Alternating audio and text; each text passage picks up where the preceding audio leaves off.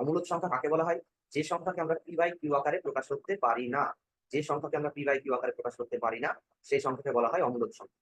তাহলে দেখো option A হচ্ছে 55। 55 মানে আমরা লিখতে পারি 55/1, উপরেরটা পি, নিচেরটা কিউ। তাহলে এটাকে আমরা পি বাই কিউ আকারে প্রকাশ করতে পারছি। আচ্ছা, অপশন সি দেখো √9। √9 মানে রুটের ভিতর 3 গুণ 3, তার মানে 3। 3 কে আমরা 3/1 আকারে লিখতে পারি, এটাও মূলদ সংখ্যা। আর এটা তো লব বাই হর আকারে আছেই, তাহলে এটাও মূলদ সংখ্যা। তাহলে এখানে সঠিক উত্তর হয়ে যাবে অপশন বি। কারণ 5 কে আমরা বর্গমূল করতে যেহেতু পারছি না, তাই 5 কে পি বাই কিউ আকারে প্রকাশ করতে পারবো না। তারপর দেখো নিচের কোনটি মূলদ সংখ্যা নয়? মূলদ সংখ্যা কাকে বলা হয়? যে সংখ্যাকে পি বাই কিউ আকারে প্রকাশ করা যায় এবং যেখানে Q not equal to 0, Q এর মান কখনো শূন্য হবে না, তখন সেই সংখ্যাকে আমরা বলবো মূলদ সংখ্যা। তাহলে এখানে দেখো 8 কে আমরা লিখতে পারি 8/1। এই সংখ্যাটাকে আমরা লিখতে পারি 254/, দশমিকের বদলে 1, দশমিকের পর যটা সংখ্যা তটা শূন্য। এটাকে আমরা লিখতে পারি